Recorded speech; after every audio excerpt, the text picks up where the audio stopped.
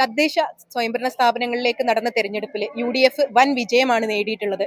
ഇത്തരത്തിൽ വിജയാഹ്ലാദം നടത്തേണ്ട ഒരു സമയത്ത് തെന്നല പോലത്തെ ഒരു സ്ഥലത്ത് ഇതുപോലൊരു പ്രതിഷേധ സംഗമത്തിലേക്ക് എത്താനുണ്ടായ ഒരു സാഹചര്യം നേരത്തെ പറഞ്ഞു കഴിഞ്ഞല്ലോ. ഇതിനെതിരെ ഒരു പൊതുപ്രവർത്തക എന്നുള്ള നിലയിൽ, ഒരു യൂത്ത് ലീഗ് ഭാരവാഹി എന്നുള്ള നിലയിൽ, അതിനേക്കാൾ ഉപരി ഒരു വനിത എന്ന നിലയിൽ ഏത് രീതിയിലാണ് പ്രതികരിക്കുന്നത്? സ്വാഭാവികമായും നമ്മൾ വലിയ ഒരു തെരഞ്ഞെടുപ്പ് വിജയം നടത്തി അതിന്റെ വലിയ ആഘോഷങ്ങൾക്കിടയിലാണ്. പക്ഷെ എന്നാലും തന്നെയിലേക്ക് ഓടി വരണം എന്ന് തോന്നിയത് ഒന്നാമതായിക്കൊണ്ട് ഇവിടെയുള്ള സ്ത്രീകളുടെ കൂട്ടായ്മയെ അപഹസിച്ചുകൊണ്ടാണ് ഈ ഒരു രാഷ്ട്രീയ നേതാവ്, അയാളെ രാഷ്ട്രീയ നേതാവ് എന്ന് വിളിക്കാൻ പറ്റുമോ എന്ന് എനിക്കറിയില്ല, അയാളുടെ ഇത്തരം ഒരു പ്രസ്താവന ഉണ്ടാവുന്നത്. അത് പറഞ്ഞ പോലെ നമുക്ക് ആവർത്തിക്കാൻ അറപ്പളവാവുന്ന അശ്ലീല പ്രസ്താവനയാണ്.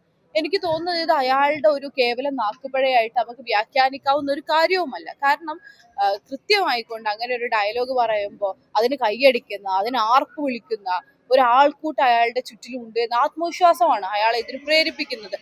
പക്ഷേ എനിക്ക് തോന്നുന്നു തെന്നലയിൽ നിന്ന് തുടങ്ങുന്ന ഒരു സാധനമൊന്നും അല്ല. കഴിഞ്ഞ കുറേ നാളുകളായിക്കൊണ്ട് ഇടതു മുന്നണിയുടെ സാധാരണക്കാരായ സ്ത്രീകളോടുള്ള സമീപനം ഇത് തന്നെയാണ്.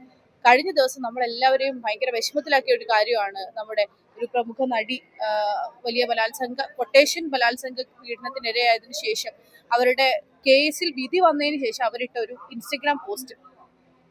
ഇന്ത്യയിൽ ആർട്ടിക്കിൾ 14 പ്രകാരം ഇന്ത്യയിലെ നിയമപ്രകാരം, കോൺസ്റ്റിറ്റ്യൂഷൻ പ്രകാരം നിയമത്തിന് മുന്നിൽ എല്ലാവരും തുല്യരാണ്. നിയമത്തിന് മുന്നിൽ എല്ലാവർക്കും അതേ പ്രൊട്ടക്ഷൻ കിട്ടണമെന്നും കൃത്യമായ ഒരു ഭരണഘടന പറയുന്ന ഒരു രാജ്യമാണിത്. പക്ഷെ ഇവിടെ ആ പെൺകുട്ടി പോസ്റ്റ് ഇടുകയാണ്, ഇവിടെ നാട്ടിൽ എല്ലാവർക്കും ഒരുപോലെയല്ല നീതി എന്ന് പറയുന്ന ഒരു സാഹചര്യത്തിലേക്ക് എത്തിച്ചേർന്നത് ആ കേസിന്റെ നാൾവഴികൾ അന്വേഷിക്കുമ്പോൾ എന്തുകൊണ്ടാണെന്ന് നമുക്ക് മനസ്സിലാവും. കേസ് വളരെ ദുർബലമാക്കാൻ സർക്കാർ നടത്തിയ ശ്രമങ്ങൾ, അല്ലെങ്കിൽ സർക്കാരിൻ്റെതെന്ന് പറയാവുന്ന രൂപത്തിൽ നമ്മൾ അപ്പോയിന്റ് ചെയ്യേണ്ടുന്ന ഒരു പബ്ലിക് പ്രോസിക്യൂട്ടറുടെ ദുർബലാവസ്ഥ, അതിനുവേണ്ടി യാതൊരു തരത്തിലുള്ള സഹായം ചെയ്തു കൊടുക്കാതിരിക്കും. മുമ്പ് കന്യാസ്ത്രീകളുടെ വിഷയത്തിലൊക്കെ സംഭവിച്ചത് ഇത് തന്നെയാണ്. കുറേ നാളുകളായിക്കൊണ്ട് സ്ത്രീകളോടുള്ള സമീപനം എന്നോണം ഈ സർക്കാർ എടുക്കുന്നത് ഈ അഴകുഴമ്പൻ സമീപനം തന്നെയാണ്. കൃത്യമായി അവഗണിക്കുന്ന ഒരു സമീപനം. അതിന്റെ തുടർച്ചയാണ് തെന്നലയിൽ ഉണ്ടായിട്ടുള്ളത്.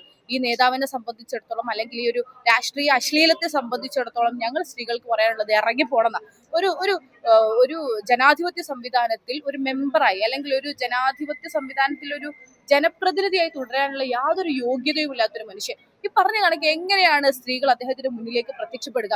സ്ത്രീകളെ കാണുമ്പോൾ അദ്ദേഹത്തിന് ഏതോ ഒരാളുടെ കൂടെ കിടക്കാനുള്ള ഒരു ചരക്കായിട്ട് തോന്നുന്നു. ഇങ്ങനെ ഒരു മനുഷ്യന്റെ മുന്നിലേക്ക് എങ്ങനെ നമ്മൾ പെണ്ണുങ്ങൾ പോവുക? ഇങ്ങനെയാണ് അയാളുടെ കണ്ണുകൾ എങ്കിൽ, അയാളുടെ കാഴ്ചയെങ്കിൽ, പിന്നെ ഇത് എങ്ങനെയാണ് അദ്ദേഹം ഒരു പൊതുപ്രവർത്തകനായി തുടരുക? ഞങ്ങളെ സംബന്ധിച്ചിടത്തോളം ഇനി അദ്ദേഹം ഞങ്ങൾക്ക് മറുപടി തരണ്ട, എനിക്കോ ഇവിടുത്തെ തെന്നലയിലെ സ്ത്രീകൾക്കോ മറുപടി തരണ്ട. നിങ്ങൾ പോയൊരു കേസ് കൊടുത്തിട്ടുണ്ട്, അതെ ഈ